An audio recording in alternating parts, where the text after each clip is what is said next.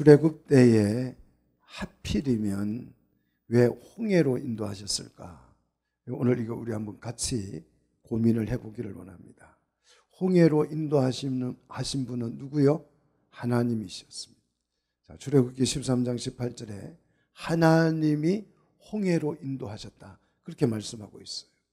앞뒤가 꽉 막힌 홍해로 인도하신 것은 우리 하나님의 결정적인 실수일까요? 실수 맞나요? 말이 출애굽입니다. 말이 출애굽. 출애굽이라는 말은 애굽에서 나왔다는 뜻이잖아요. 말이 출애굽이에요. 말이 출애굽이지 사실은 탈출이에요. 탈출. 도망치는 거였어요. 그런 이 도망을 칠 때 어디로 도망을 가야 돼요? 도망칠 수 있는 곳으로 도망가야죠. 그런데 어디로 도망쳤다고요? 홍해로.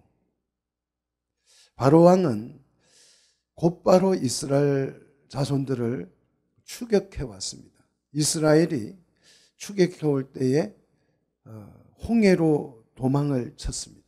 이것을 보고 바로 왕은 너무 기뻤어요.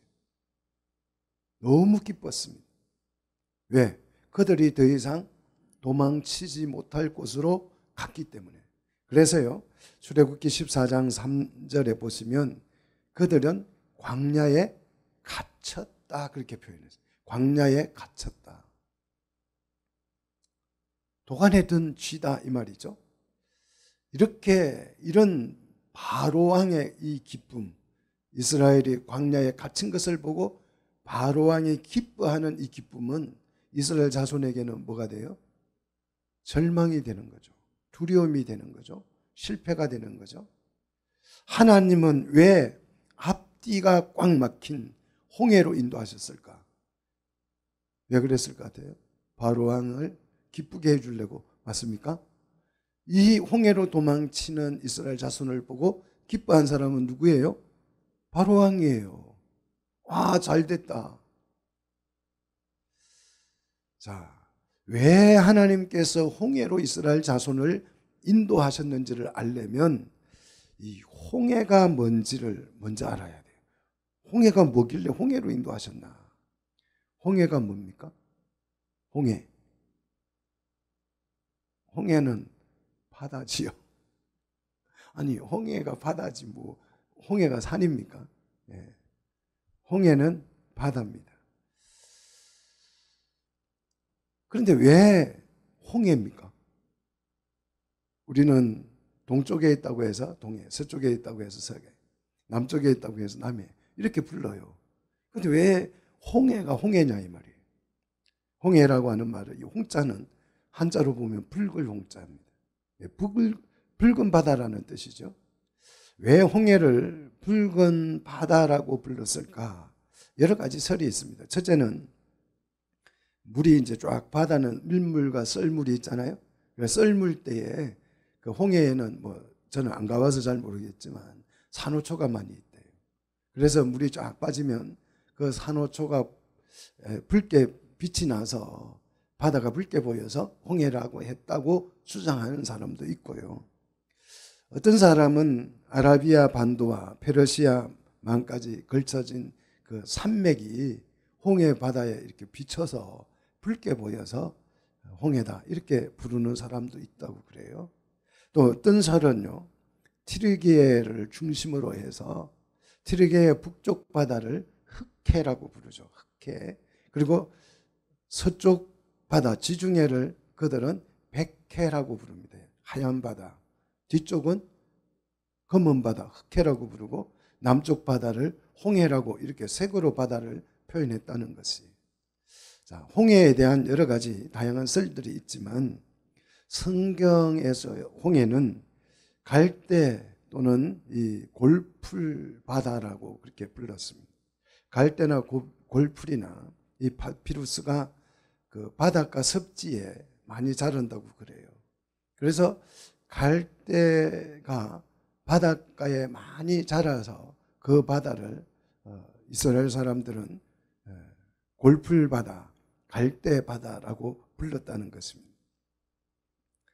그래서 이 홍해라는 이름이 갈대바다라고 성경에 기록이 되어져 있기 때문에 그 자유주의자들은 이 이름에서 이런 생각을 해요. 아, 이스라엘 백성이 홍해를 직접 건넌 것이 아니고 사람이 어떻게 홍해를 건널 수 있어? 말도 안 되는 얘기지. 그래서 갈대 숲을 지나갔다는 거예요. 갈대 숲을 그렇게 주장을 합니다. 정말 바보 같은 얘기죠. 바닷가에 갈대가 자랐을지라도 바다 중심으로 들어가면 바다가 깊어요? 얕아요? 당연히 깊죠. 강가에도 갈대가 많이 자랍니다. 습지가 있어요. 그런데 강 중심으로 가면요, 얕아 보여도 깊어요. 중요한 것은 갈대 때문에 이 바다가 붉게 보였는지 붉은 산 때문인지 산호초 때문인지 우리는 알 수가 없습니다. 정확하게 알 수는 없지만 그 바다를 뭐라고 부른다고요? 홍해라고 부른다. 홍해, 영어로는 레드 씨라고 부르죠. 붉은 바다라는 뜻이에요. 왜 하필이면 하나님은 이스라엘 자손들을, 이스라엘 백성들을, 주의 백성들을 붉은 바다로 인도하셨을까요? 주의 백성들을 왜 이 붉은 바다로 하나님은 그들을 몰아가셔서 그 바다로 몰아넣으셨을까요? 아마 홍해 바다를 멋지게 가르는 이 폼나는 하나님의 능력을 사람들에게 보여줘서 한번 본때를 보여주려고, 맞습니까? 그러려고 하나님이 홍해 바다로 간 것이에요. 이 정도, 여러분, 제가 지금 이 정도 설명을 하면 우리 예수 믿는 사람은 조금 감이 와야 돼요. 왜 홍해로 인도하였는지. 포도주가 붉어서 그리스도의 보혈을 상징하잖아요. 홍해여서, 이 바다가 홍해여서 그리스도의 보혈을 상징하는 줄로 믿습니다. 성도들은 그리스도의 보혈에 빠진 사람들이에요. 그리스도의 보혈로 충만한 사람들이 우리 예수 믿는 사람이에요. 그래서 우리 예수 믿는 사람은 빨간 단풍만 봐도 뭐가 생각나요? 십자가의 보혈이 생각나요. 나는 빨간색 보면 십자가의 보혈이 생각 안 나고 국민의 힘이 보이던데, 생각나던데, 그 사람은 아직 정치인이지 크리스찬이 아닙니다. 우리는 빨간색만 봐도, 붉은색만 봐도 예수 그리스도의 골고다 언덕에 나무 십자가가 생각나는 사람들이에요. 오늘 우리 장로님 빨간 넥타이 메고 오셨는데 빨간 것만 보면 예수님이 생각나셔요. 은혜를 덜 받은 사람은 빨간색을 보면 딴 생각을 해요. 하나님이 앞뒤가 꽉 막힌 홍해바다로 주의 백성을 밀어 넣으신 것은 그리스도의 보혈 속으로 우리를 밀어 넣으신 것인 줄 믿습니다. 안 들어가면 안 돼요. 뒤에서 안 들어가면 애국 군대가 덮쳐요. 그래서 어쩔 수 없이 그냥 들어간 게 아니고 밀려 들어간 것이죠. 이것을 우리는 하나님의 은혜라고 그러는데, 이 은혜는 그냥 은혜가 아니고 어떤 은혜요? 불가항력적인 은혜다. 신학적으로는 그렇게 표현하는 것입니다. 오늘 그리스도의 보혈 속으로 우리 하나님이 우리를 몰아 넣으신 줄 믿습니다. 근데 아멘이 별로 신통찮아요. 아멘입니까? 그래서 성경은 홍해 바다에 밀어 넣으신 것을 어디에 비유해요? 이 홍해에 밀어 넣은, 이스라엘 자손들을 홍해에 밀어 넣은 것을 어디에 비유합니까? 세례에 비유합니다. 자, 한번 성경을 보십시다. 고린도전서 10장 2절이에요. 자, 고린도전서 10장 2절.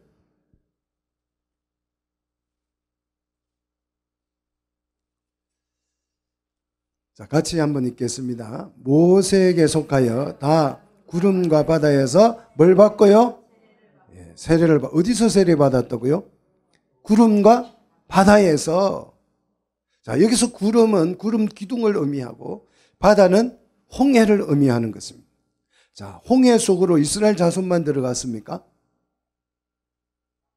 이스라엘 자손만 들어갔어요? 애굽 군대도 당연히 들어갔지만 누구도 들어갔어요? 구름 기둥도 들어갔어요. 그 구름 기둥이 뭘 의미하는 거예요? 하나님의 임재를 상징하는 것 아니겠어요?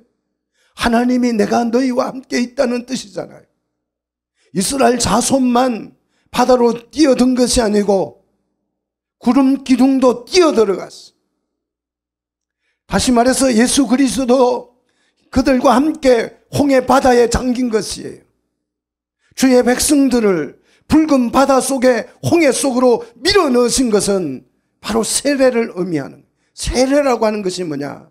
그리스도의 피로 죄 사함을 받아 성결하게 되었다는 것을 상징하는 종교 의식이지 않습니까? 우리는 이렇게 죄 사함을 받음으로써 죄와 사망에서 구원을 받은 줄로 믿습니다. 그래서 하나님이 홍해에 우리를 밀어 넣으신 것은 구원 의식이에요. 우리에게 구원은 원수에게는 심판이에요. 그래서 이스라엘 자손은 홍해에서 구원을 받았지만 이스라엘 자손을 따라 들어왔던 애굽 군대는 그곳이 뭐가 됐어요? 심판의 장소가 됐어요. 그래서 그 바다가 무덤이 됐습니다. 하나님의 백성은 홍해가 구원의 장소가 되고 하나님의 나라를 얻게 됐지만 애국 군대는 그것이 심판의 장소요 무덤이 됐습니다. 그러므로 자, 우리에게 중요한 것, 오늘 우리에게 중요한 것, 홍해와 같은 물이 필요하다는 것. 여러분, 이 물에 갈급함이 있어야 돼요. 물이 있어야 우리는 뭘 받을 수 있어요? 세례를 받을 수 있어요. 세례에는 반드시 뭐가 필요하다? 물이 필요하다. 물 없는 세례는 있을 수가 없습니다.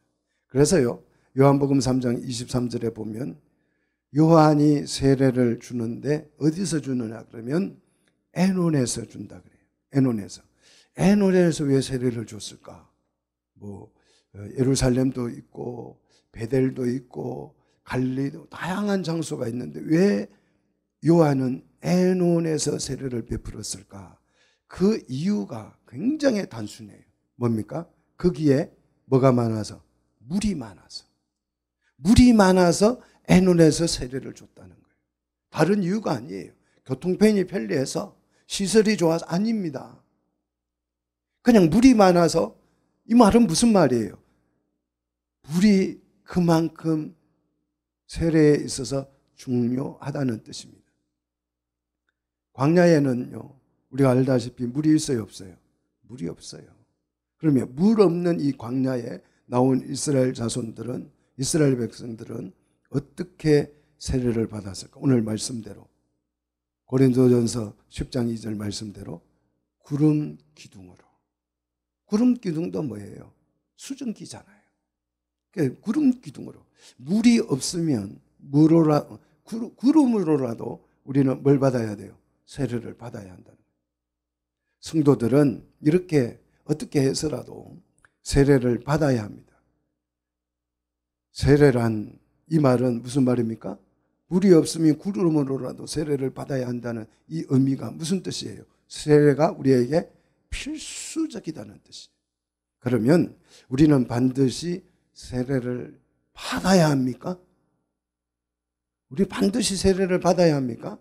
여기에 대한 답은 따라합시다. 예수님도 세례를 받으셨다. 더 이상 설명이 필요 없죠? 예수님도 세례를 받았다면. 세례는 우리 하나님이 정하신 거지요. 세례를 베푼다는 이 자체가 하나님의 의를 이루는 것입니다. 그러면 하나님의 의가 뭐냐? 하나님이 정하신 대로, 하나님이 정하신 말씀대로 하는 것이 의입니다. 내가 생각하기에 이 일이 옳다라고 여겨지는 것들은 대부분 의가 아니고 고집입니다. 앞에 좀 한자 더 붙이면 좋아요. 그 고집이에요. 아시죠? 쌍디거, 그죠? 매일 아침마다 변비 약 먹고 내보내는 거 있잖아요. 그죠? 의인은 하나님이 정하십니다. 믿습니까? 자, 왜 그분만이 어려우시기 때문에. 왜 하나님만 의를 정하시느냐? 여러분, 그렇게 불평이 있으면 우리도 어려우면 돼요. 근데 우리가 어렵지가 못하잖아요. 모든 성도는 세례를 받아야 구원을 얻습니다. 자, 이 말씀을 여러분 오해하시면 안 돼요. 세례 안 받으면 구원 못 받는다. 이렇게 또 거꾸로 생각하시면 안 돼요. 잘 설명을 듣고 이해를 하시기를 바랍니다. 그렇다면 세례를 받기 위해서 뭐가 필요해요? 우리에게는 물이 필요하다. 여기서 이 물은 수돗물을 말하는 것이 아니에요. 종교의식에 사용되는 그 물을 말하는 것이 아닙니다. 세례의 본질적 의미를 상징하는 것입니다. 이 물은, 그래서 오늘 이 물을 여러분이 잘 이해하셔야 돼요. 애굽 당시 주의 백성들은 홍해에서 세례를 받았고 광야의 자손들은 구름 기둥으로 세례를 받았습니다. 그러면 애굽 이전에, 출애굽 이전에 그 노아 시대에도 사람들이 살았잖아요. 노아 시대 사람들은 무슨 물로 세례를 받았을까요? 오늘 본문이 이것을 설명해 주고 있어요. 한번 보십시오. 오늘 본문 정말 깜짝 놀랄 만한 본문입니다. 20절, 오늘 본문 20절, 그들은 전에 노아의 날 방주를 준비할 동안이라 그랬어요. 방주를 준비할 동안. 이 시간은, 방주를 준비하는 이 시간은 무슨 시간이냐? 하나님이 오래 참고 기다리는 시간이다. 그러죠. 하나님이 오래 참고 기다리실 때에 하나님이 이 방주를 짓는 그 시간은 하나님이 오래 참고 기다리는 시간이에요. 몇 년 정도 기다렸을까요? 성경을 보니까 120년이라 그랬어요. 정말 하나님 잘 참으시죠? 몇 년 참았다고요? 120년. 하나님이 이렇게 오래 참고 기다리는데도 불구하고 그들은 회개하지 않았습니다. 이렇게 회개하지 않은 사람들을 오늘 본문은 뭐라고 표현해요? 복종하지 아니하던 자들이라 그랬어요. 복종하지 아니하던 자들. 하나님의 오래 참으심을, 이 오래 참으심을 그들은 어떻게 여겼어요? 업신여기고 말씀에 복종하지 않는 자들이었다라는 거예요. 자, 이렇게 말씀에 복종하지 않는 자들은 어떻게 됐습니까? 심판, 홍수 심판을 받고 단 한 명도 구원을 받았다, 못 받았다? 구원을 못 받았다는 것이. 자, 여기서 우리가 굉장히 경계해야 될 것이 있습니다. 우리 마음은 항상 말씀에 복종할 준비가 되어 있어야 합니다. 자, 말씀에 순종하려면, 복종하려면 마음의 준비가 필요해요. 말씀이 떨어졌을 때에 복종할 준비된 마음이 있어야 합니다. 말씀이 내게 주어지고 임할 때에 아멘으로 화답할 준비가 되어 있어야 아멘이 나오는 것이에요. 사무엘을 여러분이 아시죠? 그가 어려서 하나님 성전에서 생활을 했잖아요. 어려서부터 하나님 성전에 나와서 어린애가 뭐 그냥 아주 어렸을 때부터 와서 성전에서 먹고 자고 했어요. 그러면서 성전에서 자는데 하나님께서 사무엘을 찾아오셔서 말씀을 하셔요. 그런데 이 사무엘이 하나님이 말씀을 주시는데 그 말씀을 받을 줄도 대답할 줄도 몰라요. 너무 어려서. 그래서 이제 날이 새서 엘리 제사장에게 찾아가서 하나님께, 어젯밤에 내가 하나님 말씀하는 걸 들었는데 내가 대답을 못했습니다. 그러니까 엘리 제사장이 사무엘상 3장 9절에서 이렇게 설명을 해줘요. 하나님이 말씀하시거든 이렇게 대답하라는 거예요. 여호와여 말씀하시옵소서. 주의 종이 듣겠나이다. 진짜 들을 마음이 전혀 준비가 안 돼 있어요. 이렇게 하면 남의 얘기지만 우리가 어떻게 해줘야 돼요? 박자를 맞춰줘야 돼요. 아멘 해줘야 되는데 그래, 너는 들어라. 나는 들을 마음이 전혀 없노라. 한 번 더 해봅시다. 여호와여 말씀하시옵소서. 주의 종이 듣겠나이다. 몇 살짜리가 이렇게 대답했다고요? 조그마한 어린애가. 기가 막히잖아요. 유치원생만 한 게 하나님 말씀하시니까 여호와여 말씀하시옵소서. 주의 종이 듣겠나이다. 지가 뭘 들어서 뭐 할 건데요. 그런데 요 마음이 우리 속에 준비되어져 있어야 한다는 거예요. 사무엘이 이렇게 준비된 마음으로 말씀을 받고 나라를 세웠잖아요. 노아 홍수 때에 멸망한 사람들은 말씀이 주어졌으나 그 말씀에 복종할 마음이 없었어요. 그래서 말씀에 복종하지 아니하던 자들이었습니다. 그러나 구원을 받은 사람들은 어떤 사람이냐? 말씀에 순종한 사람. 이렇게 말씀에 순종하여서 노아 홍수 심판 때에 구원을 받은 사람은 겨우 몇 명요? 8명이다. 8명. 한 세대에 지금 우리가 80억이라는 인구가 살고 있어요. 그 당시에도 뭐 그런 많은 수많은 오늘 현대사회와 비슷한 인구가 살고 있지 않았겠어요? 그 수십억 인구 중에서 구원을 받은 사람은 겨우 몇 명요? 8명이. 이 8명이 무엇으로 구원을 받았는가? 정말 중요합니다. 성경 보십시오. 정신 차려서 보십시오. 자, 무엇으로 세례를 받았습니까? 방주에서 물로 말미암아 구원을 얻은 자가 몇 분이니? 그랬어요. 뭘로 말미암아 구원을 받았다고요? 물로 말미암아. 자, 물로 말미암아. 이 말씀도 정말 이해를 잘 하셔야 돼요. 자, 홍수 심판이니까 물에서 구원을 받았다는 뜻이겠지. 이렇게 성경을 이해하면 안 돼요. 대부분의 사람들이 그렇게 생각합니다. 홍수 심판이니까 물에서 구원받았다는 말이지. 이 뜻, 이렇게 이해해요.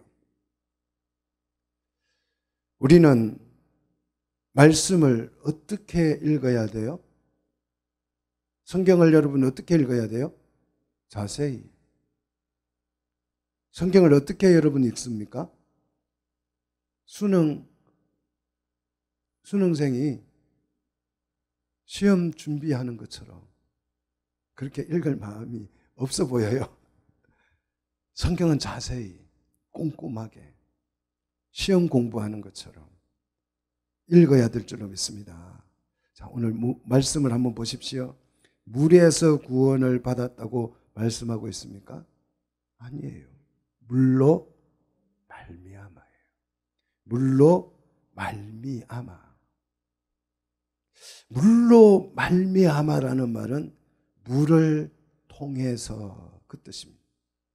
물을 통해서 구원을 받았다는 뜻이에요. 구원받은 백성들이 물로 인하여서 구원을 받았다는 것입니다. 그런데 이 물, 구원받은 백성들에게는 이 물이 구원을 주는 물인데 불순종하는 자들에게는 이 물이 무슨 물이에요? 심판이 됐어요. 주의 백성들에게는 이 물이 구원인데 말씀에 불순종하는 자들에게는 이 물이 뭐라고요? 심판이 됐다고요. 그러면 도대체 이 물이 무슨 물입니까? 삼다수입니까? 이 물이 무슨 물이기에 이렇게 어떤 사람에게는 심판이 되고 어떤 사람에게는 구원이 됩니까? 성경은요, 너무 친절해요. 이 물을 잘 무슨 물인지를 가르쳐줘요. 또. 자, 21절 우리 한번 같이 읽겠습니다. 이 물은 예수 그리스도께서 부활하심으로 말미암아서 이제 너희를 구원하는 표니 곧 뭐다? 세례다. 물이 뭐다고요? 세례다. 물이 구원이 아닙니다. 물은 예수 그리스도의 뭐로 말미암아서요? 부활로 말미암아서 너희를 구원하는 뭐다? 표라는 것입니다. 표. 이 표라는 말은 대응하는, 상응하는 그런 뜻이에요. 자, 아파트 분양권이 아파트는 아니에요. 그런데 아파트에 상응하죠? 그렇잖아요. 그 분양권이 있으면 내가 아파트에 들어갈 수 있는. 자, 이 표는 구원은 아니지만 구원에 해당되는 상응하는 뭐다? 표다라는 거예요. 자, 그래서 온 세상을 심판한 홍수 심판의 그 물은 불순종하는 자들에게는 죽음이고 노아 가족에게는 이것이 뭐가 됐다? 구원을 상징하는 뭐가 됐다고요? 표가 됐다는 것입니다. 이 표를 우리는 뭐라고 불러요? 너희를 구원하는 표니 곧 뭐다? 세례다. 그러면 물인 이 세례가 뭐냐? 세례가 뭐냐? 또 세례를 아주 성경은 자세하게 설명하지요. 21절 계속 보십시다. 이는 육체에 들어온 것을 제하여 버림이 아니요 그랬어요. 자, 성경은 상식으로 이해하시면 안 돼요. 성경을 여러분 상식으로 이해하면 세례, 물은 씻는 거잖아요. 그죠? 과일도 씻고 세수도 하고 쌀도 씻고 다 하잖아요. 물로 다 씻잖아요. 빨래도 옷도 씻고 다 씻는 게 물로 하는 것입니다. 그래서 우리는 아침마다 세안을 하고 세수도 하고 더러운 것을 씻어내는 걸 물로 씻어내요. 그러나 세례는 더러운 죄를 씻어주는 것이 아닙니다. 여러분 오해하지 않기를 바랍니다. 나 세례 받았으니까 목욕하고 왔으니까 나는 깨끗해졌어. 아닙니다. 그 더러운 걸 씻는 게 물이 아니에요. 세례라고 하는 이 의식이 우리를 깨끗하게 씻어주는 것이 아니라, 그러면 세례는 뭐냐? 하나님을 향한 선한 양심의 강구다. 선한 양심의 강구다. 선한 양심의 강구. 아벨로 테마라는 단어인데요. 요구, 질문, 요청 그런 뜻이에요. 그래서 이 아델로마 테마는 계약을 체결할 때에 서약이나 동의를 사인하는 거예요. 그래서 세례는 선한 양심의 요구에 동의를 하는 것입니다. 예수 그리스도의 부활로 말미암아 우리 속에 이 선한 양심의 요구가 생겨난 줄 믿습니다. 우리가 세례를 받음으로써 우리 속에 하나님을 향한 선한 양심의 욕구가 생긴 것이. 이 선한 양심의 요구가 뭐냐?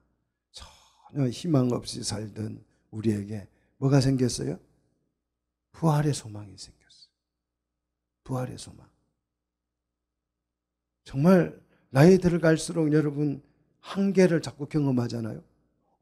그래서 내가 전에는 안 그랬는데 이러면서 계속 물러가요. 우리 육체는 날마다 후퇴해 갑니다. 그러나 우리 속에 뭐가 커져가요? 부활의 소망이 커지는 거예요. 이게 뭐예요? 선한 양심의 요구입니다.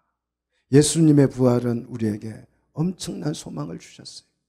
구원의 소망을 일으키셨습니다. 영생의 소망을 일으키셨습니다. 하나님의 나라의 소망이 꿈틀대게 주셨어요. 그래서 우리가 무엇을 보든지 무슨 일을 하든지 하나님의 나라에 대한 욕구가 우리를 지배하는 줄 믿습니다.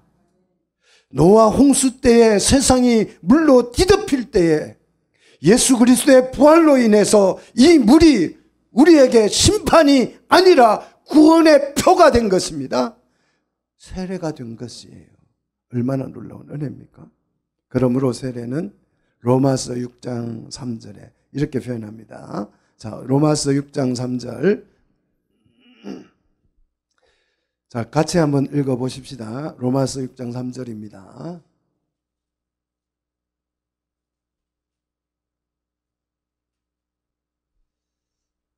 자, 같이 읽습니다. 무릇 그리스도 예수와 합하여 세례를 받은 우리는 그의 죽으심과 합하여 세례를 받은 줄을 알지 못하느냐.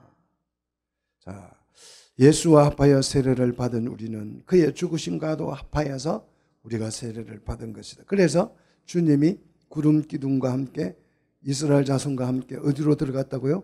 홍해로 들어가 죽으신 거예요.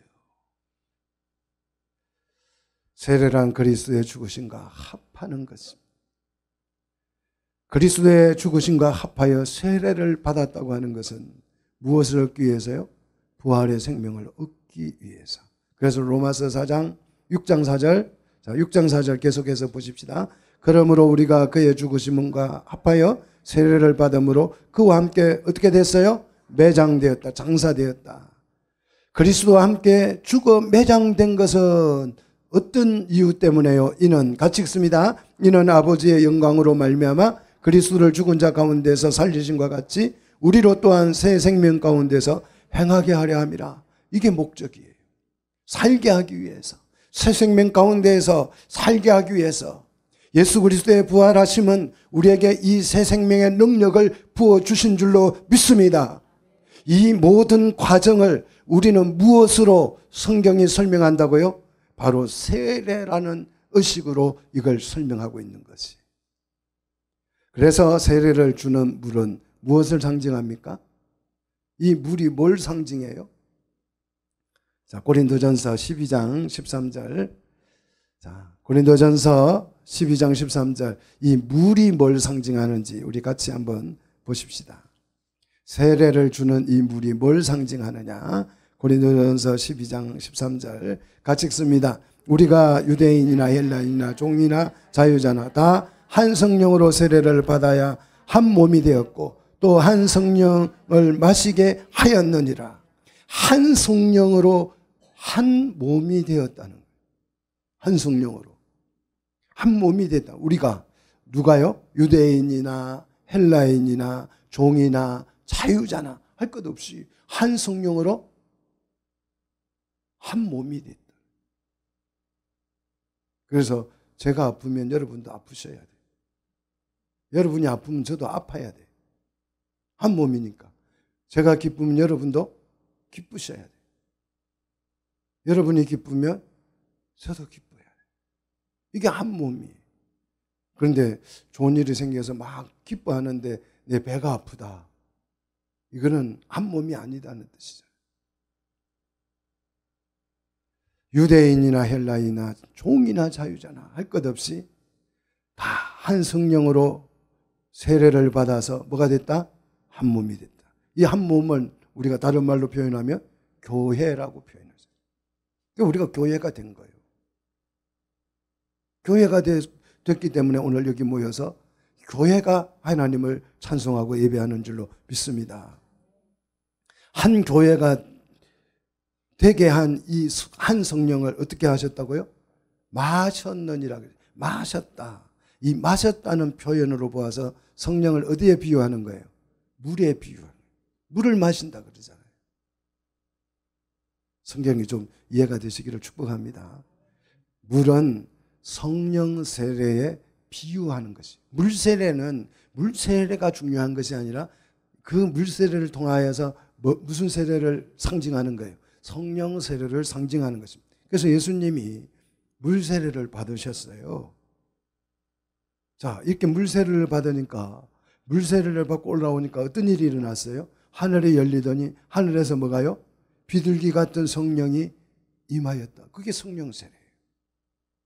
자, 물세례를 받는 것으로 끝나는 것이 아니고 물세례를 통하여서 무슨 세례가 주어진다고요? 성령 세례가 주어진다. 예수님도 성령을 어디에 비유했습니까? 요한복음 7장 38절 39절 보십시오. 자, 요한복음 7장 38절 39절 보시면 예수님도 성령을 어디에 비유하셨느냐. 자, 같이 읽습니다.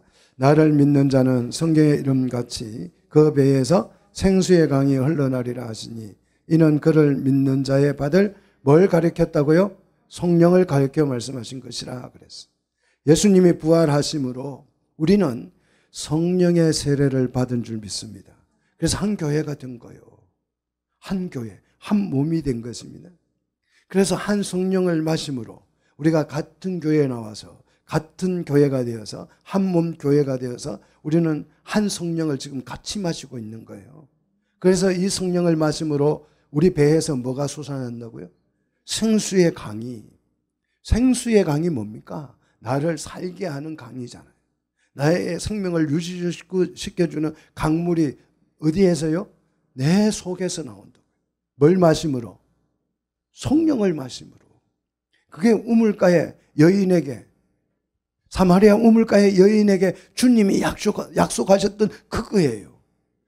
내가 주는 물을 마시면, 내가 주는 물, 그 물이 뭐라고요? 성령을 네가 마신다면 다시는 이 우물에 와서 물을 기를 일도 없고 내 배에서 뭐가요? 생수의 강이 흘러나와서 목마르지도 갈증도 하지 않을 것이다.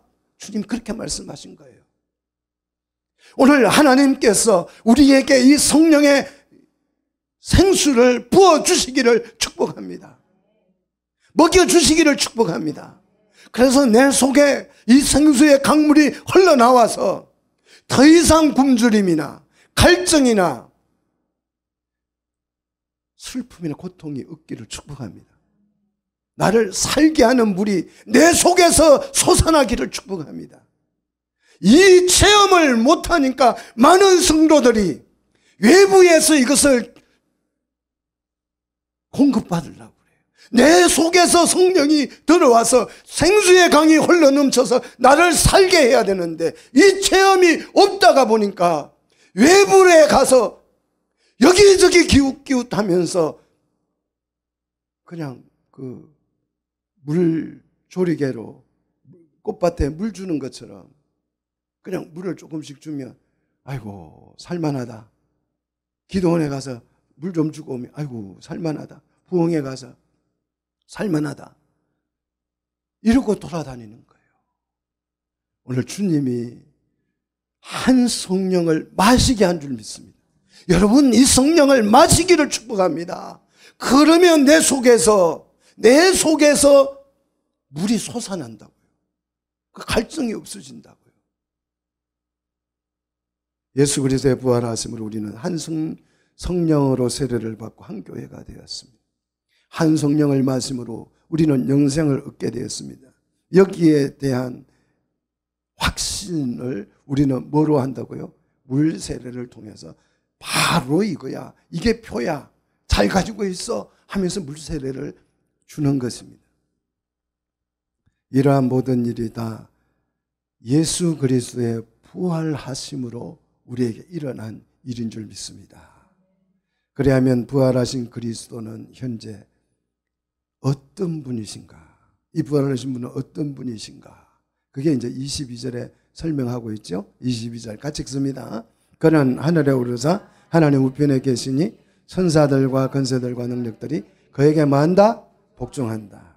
우리 하나님의 우편에 계신 분, 만왕의 왕이신 분, 천사도 권세들도 모든 능력들도 그에게 다 뭐한다? 복종한다는 거예요. 온 세상을 통치하시는 만왕의 왕이시다. 그 뜻이에요. 바로 이분이 이런 만왕의 왕 되시는 이분이 우리를 위해서 이 땅에 오셔서 십자가에 죽어서 홍해 바다를 붉게 물들이신 거예요. 이해가 되세요? 그 바다에 우리가 빠짐으로 우리는 뭘 받은 거예요? 침례. 성경적으로 하면 침례예요. 아예 그 물속에 아예 잠기는 거예요. 세례가 아니고 성경적으로 표현하면 침례입니다. 그냥 물에 그냥 푹 담그는 거예요. 그리스도의 보혈로 우리는 침수당한 것입니다. 우리 온 몸이, 우리의 온 인격이, 우리의 온 영혼이 이 그리스도의 보혈에 잠긴 것입니다. 믿습니까? 그래서 우리 죄가 신눈보다 희어진 줄 믿습니다. 사망의 유전자가 떠나가 버린 줄 믿습니다. 죄악의 유전자들이 사라진 줄 믿으시기를 축복합니다. 주님이 십자가에 흘리신 보혈로 홍해 바다를 채우시기에 충분한 줄 믿습니다. 그 십자가의 보혈은 얼마나 많은지 홍해 바다를 가득 채우기에 충분했어요. 골고다에서 흘리신 그리스도의 보혈은 노아 홍수 때에 온 세상을 뒤덮었던 그 물보다 더 많은 줄 믿습니다. 그래서 누구든지 그리스도의 보혈로 세례를 받으면 그에게 성령이 주어지고 성령이 내 속에 들어와서 내 배 속에서 생수의 강이 막 흘러 넘쳐서 나만 사는 게 아니고 이 생수의 강이 막 흘러 넘친다 그랬잖아요. 넘쳐서 나만 사는 게 아니고 죽어가는 남편도 살리고 자식도 살리고 이웃도 살리고 다 살릴 줄 믿습니다. 근데 요즘은 보면요, 부모의 이 성령의 생수의 강이 없어요. 그런데 막 생수의 강이 흘러 넘쳐야 되는데 안에 그냥 있는지 없는지 빼짝 말라가지고 있어요. 그래서 자식들이 안 믿어요. 생수의 강이 막 넘쳐나야 되는데 이게 넘쳐나지가 않으니까 자식들도 예수 안 믿어요. 부모도 안 믿어요. 누구든지 그리스도의 보혈로 제사함을 받고 이 성령을 마시면 내 속에서 뭐가요? 생수의 강물이 어떻게 된다고요? 홀로 넘친다고요. 그럼 그 강물이 넘쳐서 어디로 가겠어요? 사랑하는 아내에게, 남편에게, 자식에게, 부모에게, 이웃 사촌들에게, 또 이웃에게 이런 생명의 역사가 우리 주변에서 일어날 줄로 믿습니다.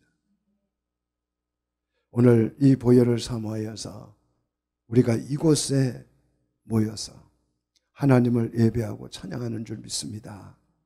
구원의 이 은혜가 우리를 통해서 강물처럼 넘쳐나기를, 그래서 흘러 넘치기를 주의 이름으로 축복합니다. 기도하겠습니다.